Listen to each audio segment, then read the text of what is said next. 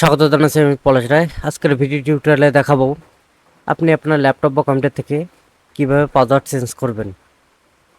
Password change করার জন্য প্রথমে আপনাদের আসতে হবে কম্পিউটার স্টার্ট মেনুতে। স্টার্ট মেনুতে আসার পরে আপনাদের এখান থেকে আসতে হবে সেটিংসে আসার পরে আপনাদের আসতে হবে অ্যাকাউন্টস নামে অপশন, এখানে আসতে হবে অ্যাকাউন্টসে আসার পরে সাইন ইন অপশন নামে একটা অপশন আসবে, এখানে জাস্ট ক্লিক করবেন। এখানে ক্লিক করার পরে পাসওয়ার্ড নামে একটা অপশন আসবে, এখানে ক্লিক করবেন। এখানে ক্লিক করার পরে নিচে দেখবেন চেঞ্জ নামে একটা অপশন আসবে, এখানে চেঞ্জে ক্লিক করবেন।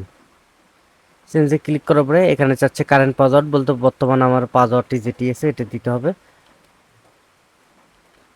আমি বর্তমান পাসওয়ার্ডটি দিয়ে নিচ্ছি। বর্তমান পাসওয়ার্ডটি দিয়ে নিলাম। তারপরে আমাদের কাছে তিনটি হোয়াইট বক্স আসবে।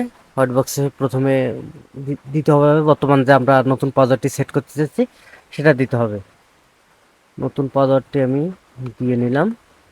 কনফার্ম পাসওয়ার্ডে নতুন পাসওয়ার্ড যেটি দিলাম এটাই আবার কনফার্ম এখানে করতে হবে, আবার সেম পাসওয়ার্ডটি এখানে দিতে হবে।